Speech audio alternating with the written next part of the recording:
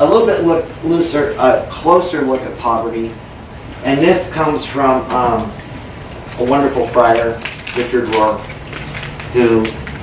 who's centered literally about 8 blocks from my house. He's right around the corner from me.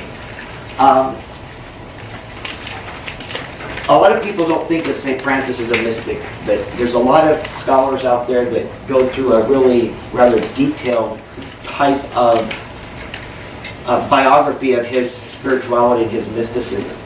And poverty for Francis was not just a simplicity. It was a beauty in the ordinary. Francis saw a beauty in ordinary things and ordinary life. But there's also a freedom in poverty.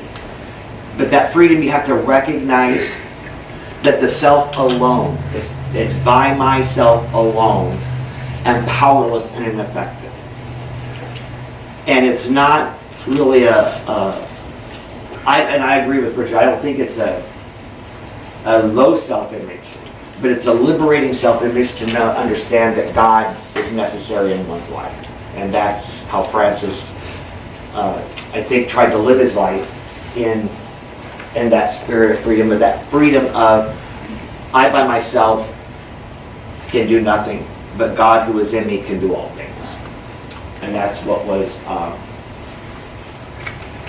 Capuchin Reform and the Recollects.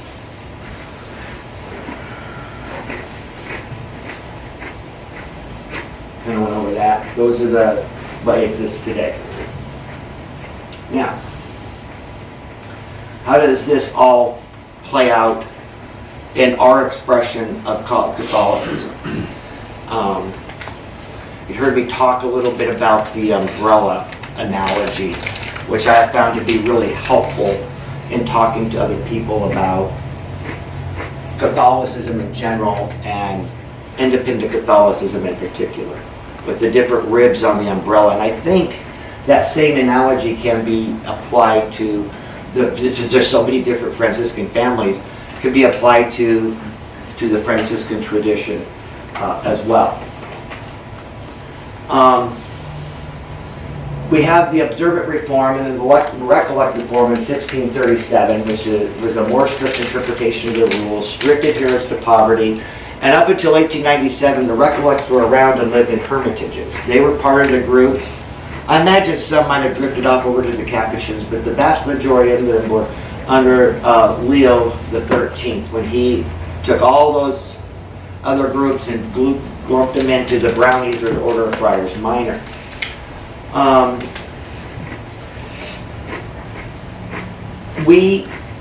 In that big messy map I showed you, you had one side of the French, and I made pass into it that's where our roots are, is in the French section of that overall map. And these are the monasteries which the friars that desire to devote their life to prayer and penance can withdraw and concentrate on that type of practice.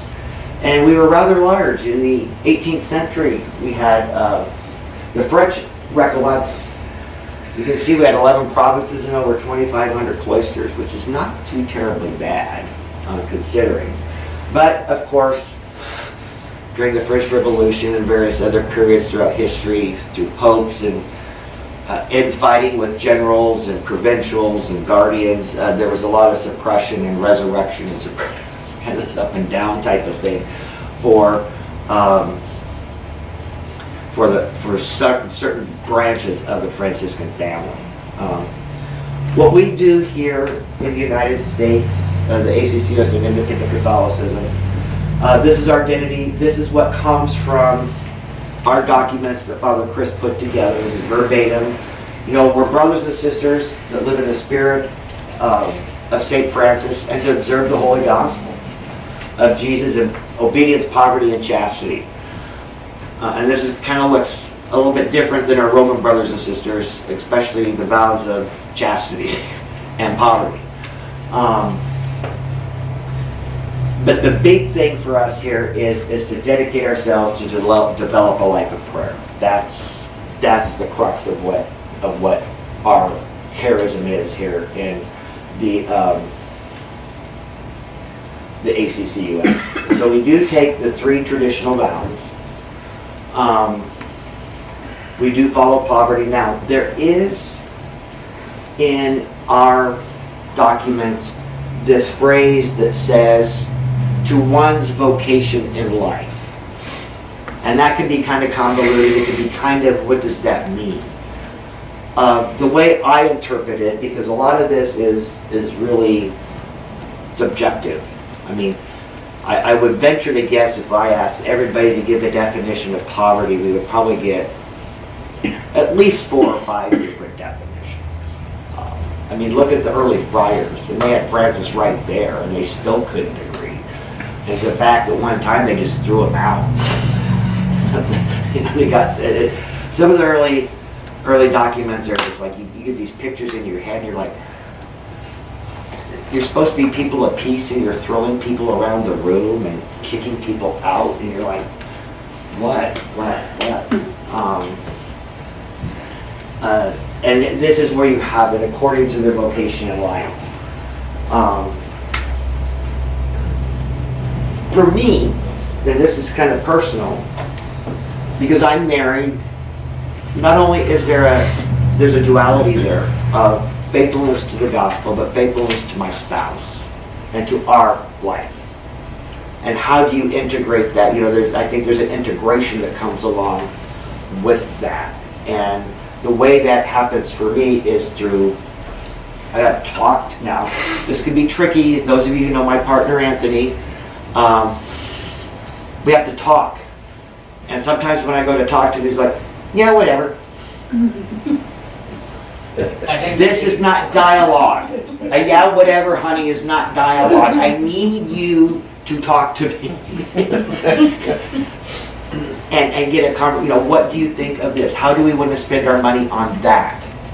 Is it okay with you if we do? Where would you like to, you know, these types of things where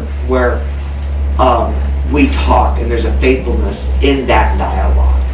But fortunately for me, Anthony is also very mindful of the vows because he is a monk. Well, how much money is too much money? You know, we do set limits on what, you know, when we buy furniture and whatever, we, you know, Saks Fifth Avenue. Now there are days, and the Archbishop can attest to this, and he chuckles, and I chuckle. There are days where my partner would dearly love to go to Saks Fifth Avenue and just blow a lot of money on some silly thing like a watch. And I like, is that really in line with our vow of poverty, the way we understand it? And they'll be, no, okay. I'll go to Walmart and get an $8 watch, okay. You know, but it's that spirit of that spirit of faithfulness, of choice to enter the gospel, that freedom to be with the one you love and God's people in the spirit of the gospel, to integrate that. I think there's an integration that happens there.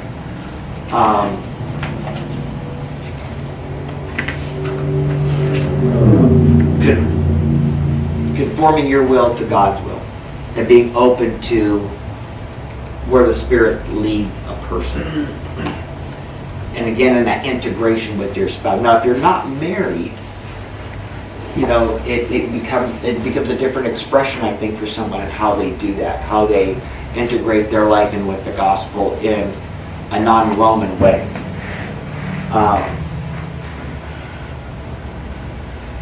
My formation of obedience was kind of interesting because my novice master, God love him, I at the time I didn't say that, I said other things, but now that I look back and a little older, I have a little more wisdom. Father Charles Kazanecki was a very, very holy man. He was a peaceful man. He was a simple friar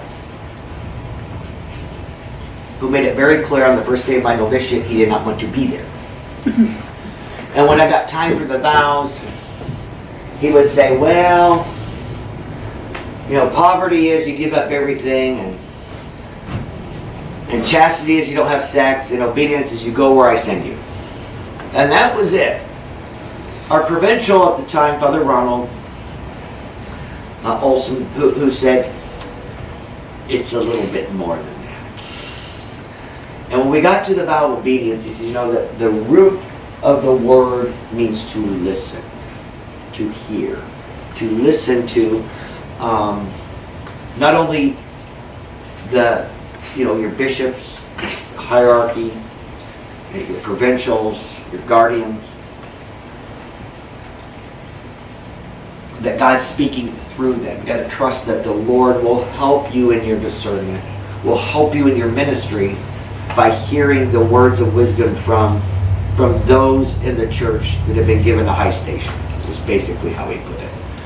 So it was through the power of the Holy Spirit that popes were elected, that bishops were consecrated, that guardians were chosen, that provincials were chosen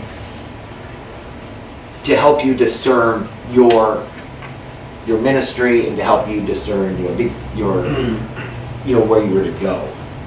And so you had to hear, but it was also through your own insights of hearing God's voice through various means in prayer, the scriptures, and that. So it was this integration of listening, is basically what he was saying, through a various different avenues of people. And Chris it's the obedience of love, to listen to the love in your life.